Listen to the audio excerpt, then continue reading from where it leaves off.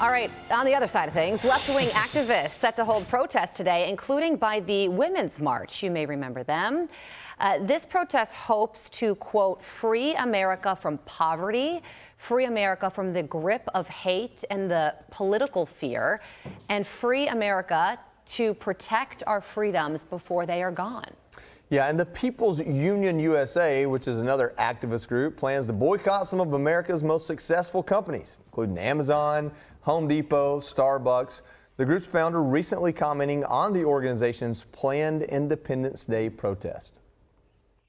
This is the most important boycott of the year. It's about walking away from the illusion they've built and reclaiming what it actually means to be free.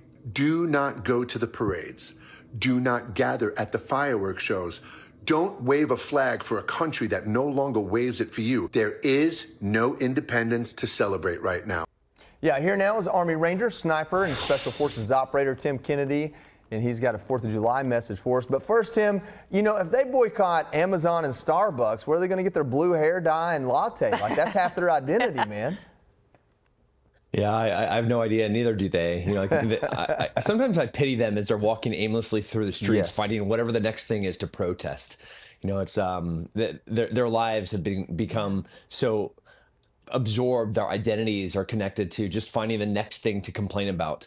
And instead of appreciating, you know, how beautiful this country is and how remarkable the history of a very new country. Like we're not one of the old ones. But we clearly, you know, Admiral Yamamoto, after World War II, Pearl Harbor, you know, he said that they had made one of the worst mistakes of their lives, that they woke a sleeping giant and gave them terrible resolve. And that's what the American people are like when we have unity. It feels like the American people have kind of had an awakening, that there's been this resurgence of the values that America was founded on. And I think we desperately need to get back to that. And it feels like the pendulum is swinging back towards that way. People appreciating freedom and fighting for it.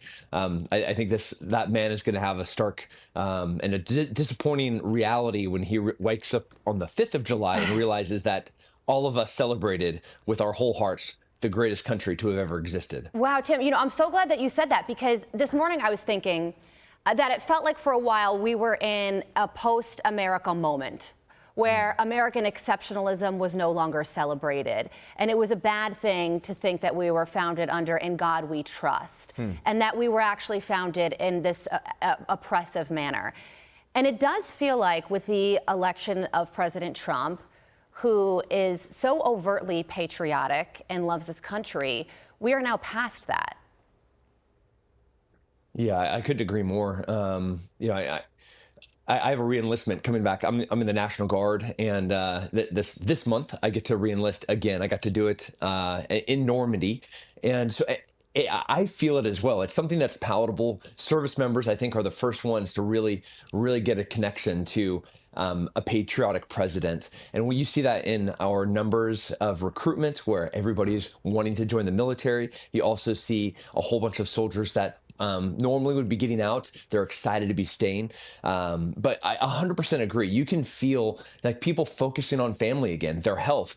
RFK Jr. just absolutely crushing it at Health and Human Services. You know, like our former colleague, Pete Hegseth at Department of Defense, again, still just leading with pride of, you know, with an American flag pocket square in his pocket. He loves to be an American, and he loves to represent our military. Yeah, I don't know. If you're going to paint your hair blue today, maybe paint it red, white, and blue. Maybe. And why can't we get them on board, man? I think we can. Tim Kennedy, thank you so much for joining us. Thank you for your service, brother, and thanks for always being there. I'm Steve Ducey. I'm Brian Kilmeade. And I'm Ainsley Earhart. And click here to subscribe to the Fox News YouTube page to catch our hottest interviews and most compelling analysis.